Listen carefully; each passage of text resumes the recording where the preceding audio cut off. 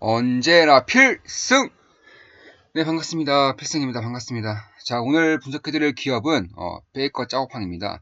일단 아시는 분들은 아시겠는데 아마 대부분은 잘 모르실 거예요. 일단 대한민국에서는 그렇게 익숙지 않은 플랫폼이기도 하고, 사실 중국이라던가 미국에서만 현재는 가장 활성화가 되고 있는 그런 플랫폼 중에 하나입니다. 바로 이 베이커 차오팡은 부동산 중개 플랫폼이라고 생각하시면 됩니다. 그럼 이 기업의 핵심은 무엇인가? 아마 우리나라의 그런 문화로서는 부동산 중개 플랫폼이 뭐 우리나라도 직방, 다방 이런 것들도 있고 또 부동산 중개도 많은데 과연 어떤 메리트가 있을까 하는 생각이 드실 거예요. 물론 저도 처음에 들었을 때는 약간 그런 생각이 들긴 했습니다. 그런데 저 같은 경우도 지난 몇 개월간 지속적으로 좀 분석을 하고 상승세를 좀 봤는데 네, 달라요. 일단 이 IT 산업이 뭐 미국과 중국에 비해서는 한국은 여전히 좀 발전되어 있는 형태가 아니기 때문에 이런 것들은 좀 참고를 하시면서 이제 보신다면 충분히 더 이해하실 수가 있을 것 같습니다. 일단 가장 중요한 것을 제가 딱 두 가지를 말씀드릴게요. 일단 다방이라던가 직방 같은 경우는 전혀 다르고요. 일단 중국 같은 경우는 대한민국보다 이런 중개 서비스가 훨씬 더 낙후되어 있기 때문에 아무래도 이 부동산 중개를 할 때에도 중개인을 끼고 하는 경우가 30%가 안 됩니다. 여전히 30%가 안 되고 개인 간 계례, P2P 거래가 대부분이기 때문에 일단 부동산 중개업 자체가 메리트가 높아요. 한국 같은 경우는 거의 90% 이상, 뭐 100% 가까이가 중개인을 통해서 이제 거래한다고 치면은 중국은 30%밖에 안 되기 때문에 부동산 중개업 자체가 성장성이 높다는 점, 그리고 무엇보다 이 기업의 실적이죠. 매출이 매년 70% 이상 성장하고 있습니다. 이 매출이 10% 이상 성장하면 뭐 예를 들어서 현금 흐름이 안 좋은 거 아닌지 아니면 자기 자본 수익률이 안 좋은 거 아닌지 이런 의구심이 들 수밖에 없습니다. ROE가 자기 자본 대비 수익률이죠. ROE가 60%에서 70%가 나옵니다. 네, ROE가 60% 이상이에요. 대한민국에서 ROE가 60% 이상 나오는 기업은 거의 없습니다. 네, 거의 없어요. 우리가 그렇게 알고 있는 뭐 네이버라던가 아니면 카카오도 60%는 커녕 네, 훨씬 더 적습니다. 그래서 이런 것을 봤을 때에도 사실 성장성이 굉장히 뛰어난 건 맞고 이 수익률 자체가 높아요. 그만큼 이 캐펙스 그러니까 비용 자체가 들지가 않는다는 거죠. 매출에 들어오면 거의 대부분 이제 영업이익률도 이제 찍힌다는 겁니다. 일단 이 디지털화, 특히 중국의 디지털화의 그 세 가지를 뽑자면 이커머스가 있죠. 이커머스 그리고 음식 배달 그리고 마지막으로 헬스케어가 있습니다. 그런데 지금 이커머스, 음식 배달, 헬스케어가 있는데 한 가지가 좀 덜 들어왔어요. 바로 이 부동산 중개 업체입니다. 사실상 이 부동산이라는 자산 자체가 주가보다, 증시보다 2배 이상 높아요. 특히 중국 같은 경우는 상대가 안 됩니다. 부동산 비율이 70% 이상이기 때문에 사실 증시에 비해서 부동산은 월등히 높습니다. 그러니까 대한민국을 생각하면 돼요. 대한민국도 부동산 시가총액이 증시보다 월등히 높은 것처럼 중국도 똑같습니다. 그런데 예를 들어서 뭐 미국이라던가 아니면 유럽 이런 국가 같은 경우에는 일본도 마찬가지고요. 이 증시에 대한 그런 시가총액 비율이 이 부동산에 비해서는 거의 1대1이거나 아니면 부동산보다 조금 더 높은 수치이기 때문에 결국에는 선진국과 후진국 혹은 부동산 위주의 국가들과 기업들 위주의 국가들로 나눌 수가 있는 거죠. 이제 중국과 한국은 전 세계적으로 대표적으로 부동산에 자산이 쏠려 있는 그런 국가 중에 일부라고 보시면 되겠습니다. 그만큼 중국의 부동산도 증시에 비해서는 훨씬 더 큼에도 불구하고 아직도 부동산 중개업이 이렇게 발전하지 않았다는 것 자체로도 이 국가가 얼마나 네, 발전 가능성이 높은지 이런 것을 좀 알 수가 있는 거예요. 그러니까 부동산이 기업 안으로, 기업의 플랫폼 안으로 들어온다는 겁니다. 어마무시한 부동산이 기업의 플랫폼 안으로 들어온다는 거예요. 이 베이커 짜오팡 같은 경우는 이제 미국에서는 K 홀딩스로 이제 상장이 되어 있습니다. 일단 이 베이커, 지금부터는 베이커라고 부르겠습니다. 베이커 같은 경우는 이 온라인과 오프라인 통합 플랫폼입니다. 그러니까 오프라인 중개 사업자 중에 1위 사업자가 이 플랫폼을 만든 거예요. 그래서 이 오프라인을 연결시킬 수 있는 그런 온라인 플랫폼을 만드는 것이고 한마디로 이 부동산의 빅데이터 수집을 하고요. 또 거래 프로세스를 세분화시킴으로써 훨씬 더 안정적인 그런 거래를 영위할 수 있도록 합니다. 그리고 무엇보다 이 오프라인 중개 사업체 하나만 이제 가지고 플랫폼을 이루는 것이 아니라 전 오프라인 플랫폼을 아우르고 있다는 점에서 훨씬 더 뛰어난 성장성을 보일 수밖에 없다는 거예요. 특히나 이 1등입니다. 당연히 1위이고 2등부터 5위까지 합친 것이 1등보다 더 낮아요. 그만큼 시장 점유율이 압도적으로 높다는 것이고 결국에는 이커머스에는 알리바바가 있고요. 게임에는 텐센트가 있는 것처럼 부동산에는 이 베이커가 있는 겁니다. 특히 현재로서는 대략 이제 원화 기준으로 대략 한 30조 정도가 이 플랫폼을 통해서 이제 거래가 된다고 합니다. 그런데 이 시장별 성장성과 그리고 시장별 이 부동산 규모를 봤을 때에는 앞으로 5년 뒤에, 5년도 아니죠. 4년 뒤죠. 이제는 2025년 기준으로 얼마냐? 엄청납니다. 대략 한 8천조. 예. 2025년 기준으로 플랫폼으로 들어올 수 있는 이런 부동산 거래액이 8천조까지 늘 수 있다는 거예요. 그만큼 30%가 안 되는 이 중개업 서비스가 이제는 주류를 차지할 것으로 예상되고 있고, 그 중에서도 이제 중국의 특성상이 온라인 플랫폼에 대한 그런 성장성이 매우 뛰어나기 때문에 이 온라인 플랫폼 안에 들어올 수 있는 부동산 거래액이 8천조까지 증가할 수 있다는 그런 리포트도 있고요. 부동산 중개에 대한 그런 분석 자료가 있습니다.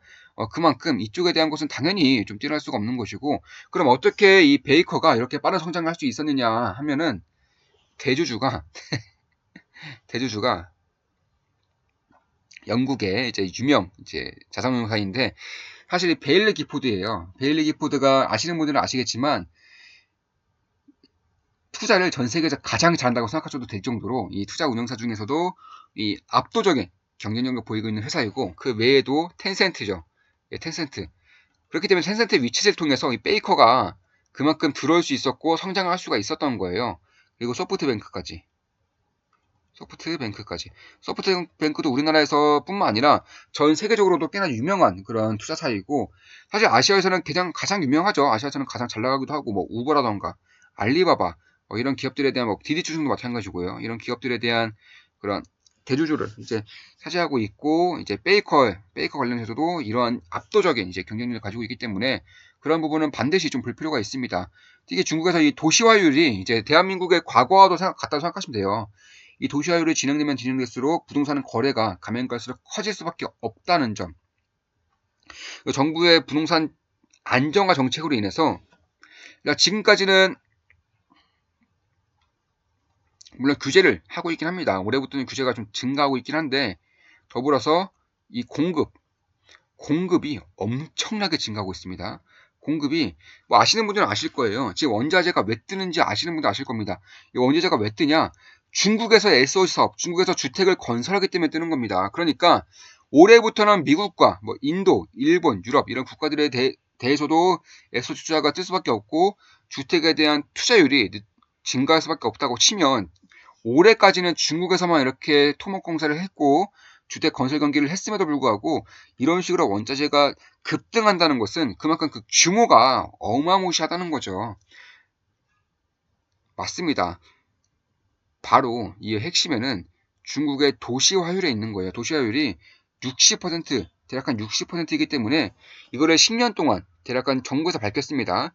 70%까지 높이겠다. 그러니까 이 스마트 시티의 비율을 높이겠다라는 거예요. 한마디로.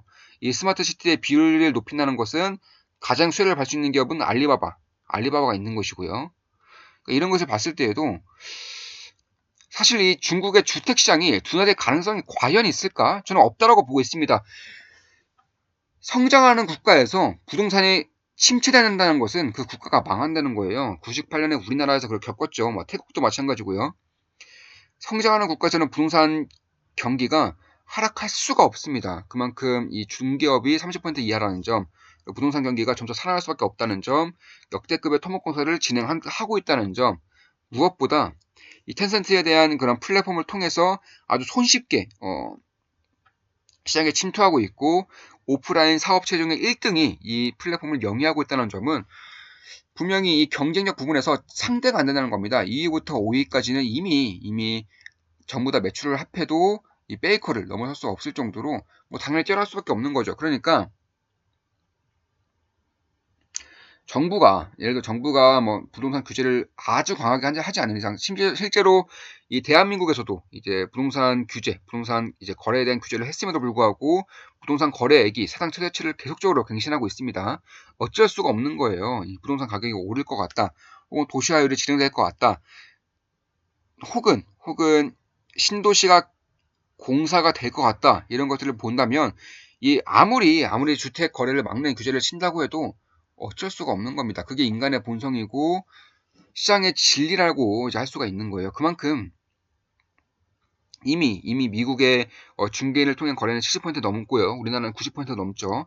중국은 30%밖에 안 되기 때문에, 사실 왜 30%밖에 안 되냐, 그걸 좀 그럼 볼 필요가 있는 거예요. 그러니까 이 부동산이라는 것은 평생 동안 돈을 모은 자산으로 이제 사는 것이기 때문에 굉장히 조심스러울 수밖에 없습니다. 그래서 개인 간의 거래는 사실상 믿음이 잘 안 가죠. 그래서 중개인을 낄 수밖에 없는 것인데, 그럼에도 불구하고 중국에서는 30%밖에 중개인의 비율을 차지하지 않는다?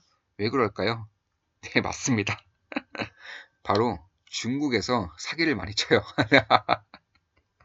중국에서 사기를 굉장히 많이 친다고 합니다. 이 부분에서. 뭐 중국은 유명하죠. 다만 이 페이커를 이용한다면 이 사기를 원청적으로 차단할 수가 있다고 합니다. 일단 그 중에 이유가 뭐냐면 이 블록체인이라고 아시죠? 이 블록체인. 이 블록체인이 위조가 불가능해요, 위조가. 그럼 왜 위조가 불가능하냐, 이걸 봐야 되는 것인데, 이 신뢰를, 그러니까 신용을 확보하고 있는 주체가, 예를 들어서 기존의 P2P 같은 경우는 개인이죠. 1대1입니다. 이 신용을 담보하고 있는 개인이 한 명밖에 없다는 거예요, 주체가. 주체가 한 명입니다. 믿을 수가 없겠죠, 사실상. 그런데 페이커 같은 경우는 여러 명이에요. 이 매물은 진짜입니다.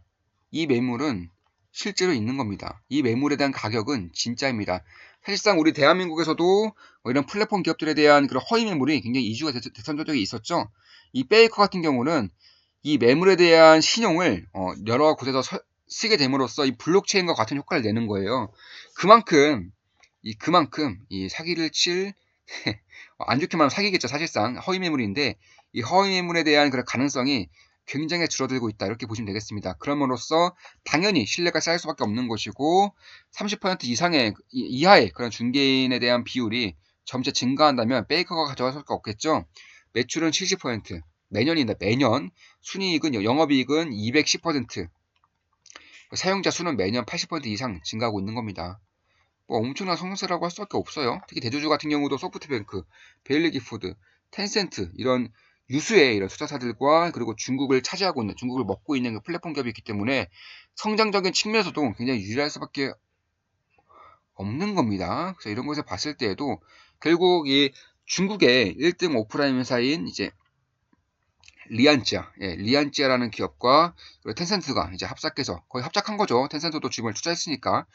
그래서 텐센트와 리안짜의 그런 뒷배가 충분히 있기 때문에 플랫폼 상에서의 그런 성장성이 점차 증가할 가능성이 굉장히 높다는 것은, 아마 아무도 그 누구도 숫자를 봤을 때에는 의구심을 제기할 수 있을까. 물론 가장 중요한 것은 이 밸류에이션이죠. 미국 기업들과 비교할 필요가 있습니다. 왜냐하면 미국 기업보다 훨씬 더 중국의 이런 중개 사업자가 성장성이 높고 시장 규모가 큰 것은 맞지만, 실적이 잘 나오는지 안 나오는지는 미국도 마찬가지고 중국도 마찬가지고, 결국 이 전 세계 부동산 시장이 엮여 있는 만큼 미국 시장에 가장 먼저 실적 발표를 했기 때문에 이런 것은 좀 볼 필요가 있는 거예요. 미국의 가장 대표적인 기업이죠. 바로 진로우. 실적이 굉장히 잘 나왔습니다. 주가는 당연히 10% 이상 급등했고요. 2등 기업이죠. 오픈도어. 마찬가지입니다.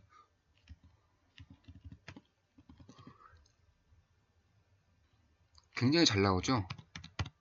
그런데 그에 반해서 베이커 같은 경우는 여전히 좀 횡보세를 보이고 있는 이유가, 아무래도 이 중국에 대한 그런 플랫폼을 믿을 수 있겠느냐. 특히 이 알리바바를 필두로 한 중국의 규제가 과연 이 시장을 키울 수 있겠느냐에 대한 그런 의구심이 있는 거예요. 그래서 제가 말씀드렸다시피 중국이 규제를 아무리 한다 한들 이 중국에 대한 부동산에 대한 기대감이 꺼지지 않는 이상은 거래대금이 작아질 수가 없습니다. 뭐 대한민국을 보면 알 수가 있는 거죠. 대한민국의 정부도 이 규제를 굉장히 강하게 하고 있지만 거래대금이 꺼지지 않고 있어요. 자, 그런 것들을 최대로 이제 좀 보신다면, 네, 맞습니다. 제 모든 영상은 매도, 예, 추천 리딩 아닌 거 다들 알고 계시죠? 참고하시면 되겠습니다. 자, 이것으로 예, 베이커에 대한 분석을 좀 마치겠습니다. 앞으로도 좋은 분석, 좋은 기업 분석으로 찾아뵙겠습니다. 제 모든 영상은 매도 추천 절대 아닙니다. 예, 참고하시면 되겠습니다. 자, 방송 마치겠습니다. 지금까지 필승이었습니다. 필승!